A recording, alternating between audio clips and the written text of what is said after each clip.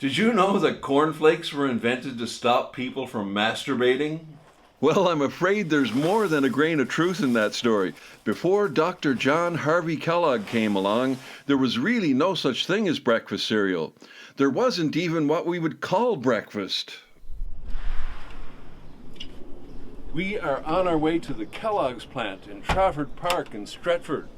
But the story about the origin of cornflakes doesn't just end in Greater Manchester, it begins there. When I started to research this story, I came across this movie I'd never heard of before, The Road to Wellville. It's a 1994 American comedy drama film starring Sir Anthony Hopkins as Dr. John Harvey Kellogg. It shows some of the methods he employed at the Battle Creek Sanitarium at the beginning of the 20th century. It's a weird, silly movie. It's worth watching though, but it's even weirder when you realize it's based on a true story. Dana Carvey actually gets to do some acting in this movie. He's still one of those wacky characters he plays, but he does a great job portraying one of Dr. Kellogg's 40 children. He adopted lots of us. Yes, I know. I've got 39 brothers and sisters. Lucky, aren't I? Yes, it's very nice. Yeah, he had 40 children, but none of them were his biological children. Partly because he was anti-sex, and partly because he needed a lot of them. He adopted them and had some wild ideas about raising them. He used different parenting methods on each one so he could scientifically record how each one would turn out. He also had some far-out ideas about diet, which led to the invention of cornflakes and peanut butter, not to mention the electric blanket. He held over 30 patents. He recommended a diet of bland foods to minimize excitement, sexual arousal, and masturbation. But we're getting way ahead of the story here. We're headed to Stretford, but our first stop is Salford. Battle Creek Sanitarium was like a health resort for the rich and famous in the early 1900s. A bit weird and a bit flaky. Dr. Kellogg was obsessed with what people ate. Most of his recipes were intentionally bland. Exciting, flavorful foods were bad for digestion. He used grains and nuts, ground them into a paste, baked them, and then crumbled them up. Some were hits and some were misses, but one was an exceptional hit: cornflakes. They started selling boxes of cornflakes through the mail to former patients of the San. Dr. Kellogg's brother William claimed he invented cornflakes, and they later had a falling out. William went on to form the Kellogg Company, and that's when they added sugar and mass marketing. Cornflakes are pretty bland as they are now. Imagine what they'd be like without all that added sugar. Oh man, I'm gonna hide here for a minute and wait for this rain to blow over. Dr. Kellogg was against the addition of sugar. He suggested people should follow a bland, plain diet of a vegetable nature.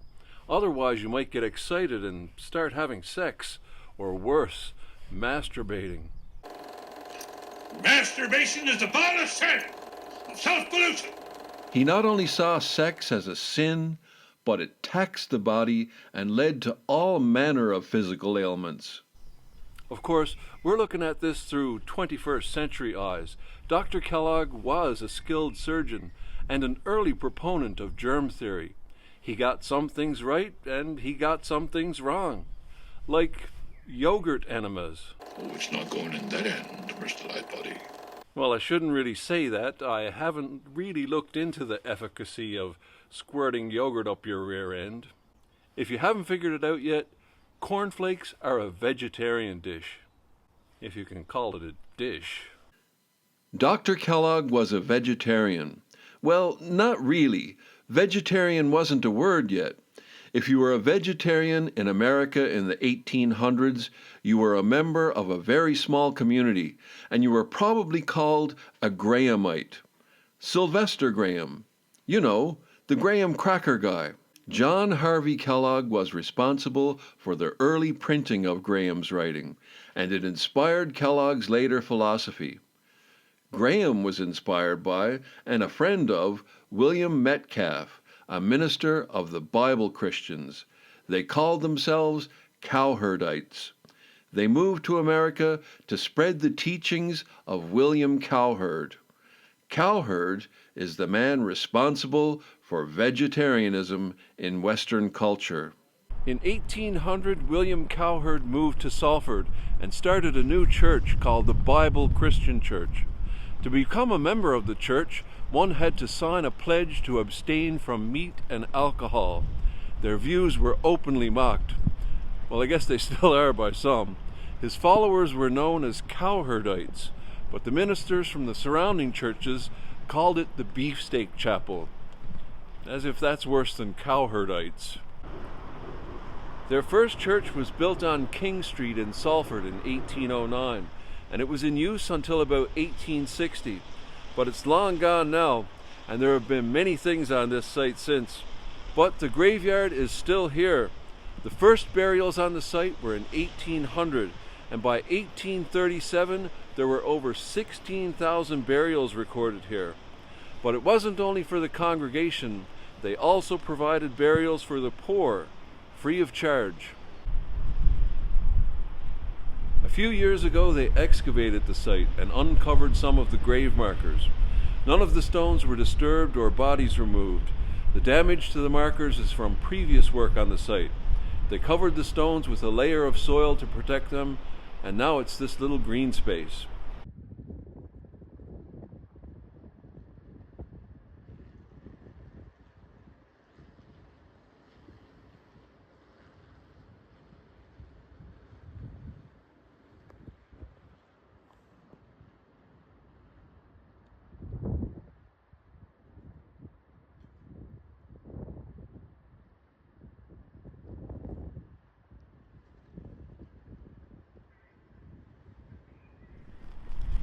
It's mad to think that there could be as many as 35,000 people buried here.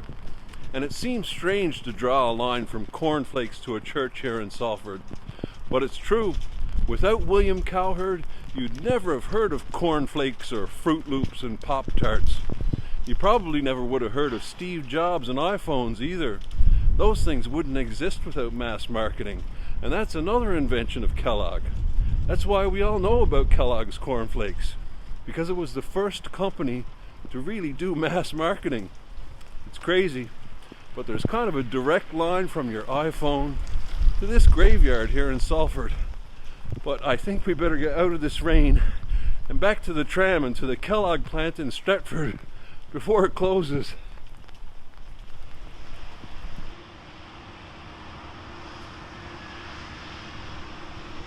This is the Kellogg plant in Stretford.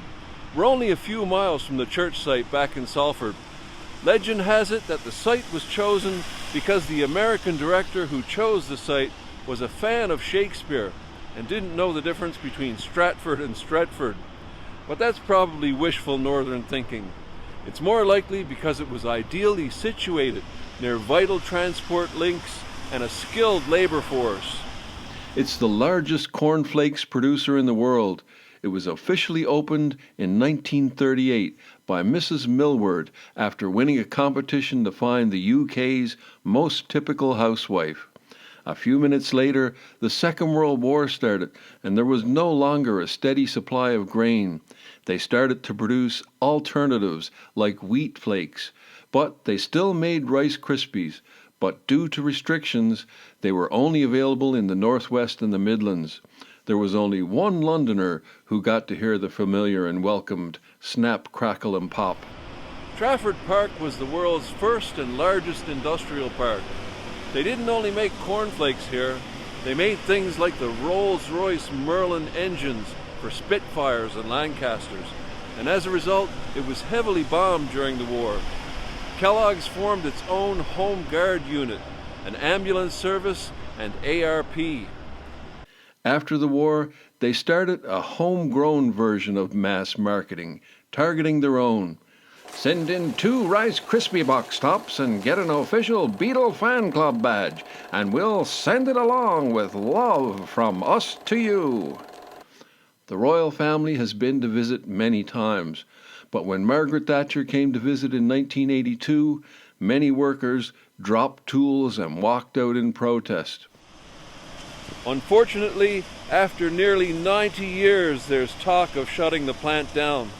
They say the factory is just too old to modernize. It's not going to be a great day when Tony the Tiger roars for the last time. I was never a big fan of Jeremy Corbyn, but one of his ideas might apply here. Now, I'm sure it's not as simple as this, but it might be a better idea than shutting the place down.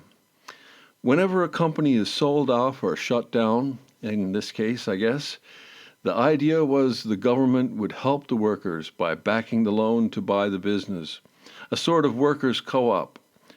There's only one reason to shut this plant down: profit. Not that there isn't any, there just isn't enough of it.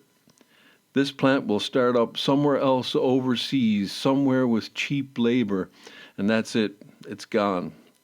Not enough money to upgrade this plant, but enough to build and open a new one in a cheaper job market. It'll never come back again.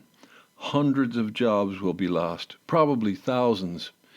Not just the jobs of the people that work here, but the jobs of the people that will work here in the future. Those jobs are gone too. This video is brought to you by Kenners. That K in his badge looks awful familiar. He's the newest member of our brew crew, and you can be too. Just head over to wickedacorn.com.